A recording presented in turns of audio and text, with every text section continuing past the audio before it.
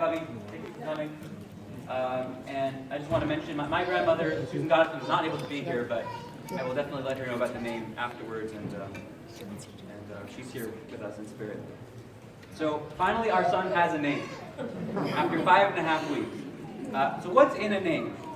We learn in the biblical creation story that one of the first tasks of Adam was to give names to the animals. The need to create categories and taxonomies is a fundamental feature of human nature. When we name someone or something, we try to convey or identify something of the object, something of the essence of the object or the person, or to speak to our aspirations or hopes for the person. Our baby had to wait for a long time for his permanent name. He didn't seem to mind this, but us as human beings, we felt the need to fill in that gap with lots of other names. This process actually started in utero. We started calling him PZ, or parasitic zygote, reflecting our feeling, of how he was affecting Rachel at the time. But thank God we've moved past that. We've had a number of names since then, including LBG, Puchki, Boo Boo, and then for my mom in particular, she would take a consonant and add ooh afterwards. So fill in the blank. So ooh, shoo, shoo. So lots of fun stuff. But here we are today, 5.5 weeks later, and now our baby has a more permanent name, Ezra Dovid, that reflects our hopes for him and the values of our loved ones who are no longer with us. His first name, Ezra, has multiple layers of meaning. Ezra the scribe was a biblical character who lived at the start of the Second Temple period and was instrumental in the building of the Second Temple in Jerusalem.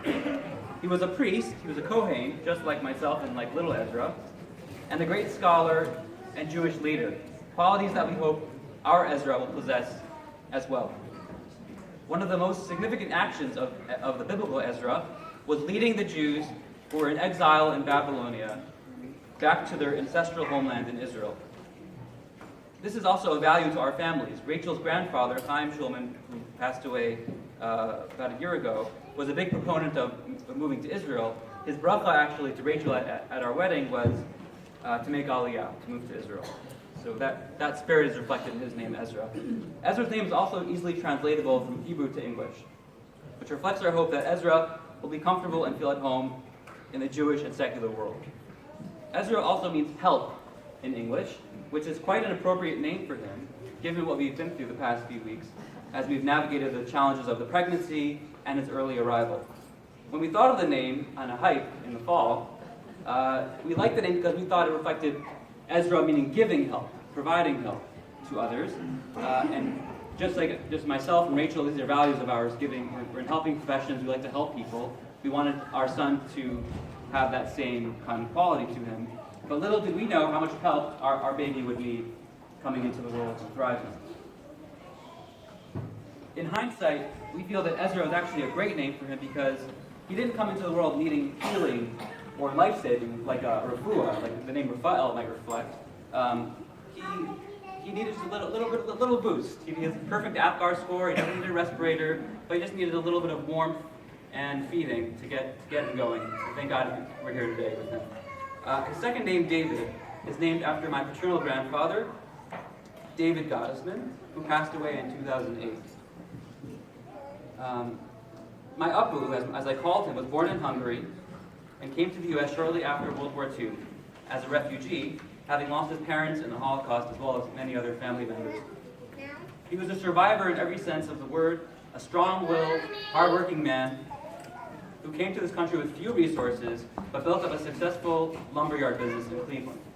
I always admired his dedication to his work and his honesty and integrity in his business dealings, values that he passed down to my father and that I grew up seeing in my house. My grandfather was also a principled person, sometimes for good, sometimes for bad, but let's talk about the good. Committed to maintaining Jewish observance, even when it was difficult and inconvenient. At the time when he arrived in the U.S., it was actually very hard for someone who was Shomer Shabbos, who stopped observant, to find employment. And I remember a story that when he was trying to find work in the lumberyards, he didn't tell them that he was Shomer Shabbos when he started. And by the time Friday came, he already had proven his worth as an employee, and at which point he told them that he kept the Sabbath, and they let him do it and kept him on. But but he didn't sacrifice his religious principles to survive or to live. We hope that our Ezra David will follow in his footsteps in his work ethic, his dedication to Jewish observance, and his honesty and integrity in his business dealings. David also was David Hartman, as another namesake of our Ezra David, who was like the biblical Ezra, was a Jewish leader who moved to Israel and started the Hartman Center, which is really on the vanguard of Jewish ideas and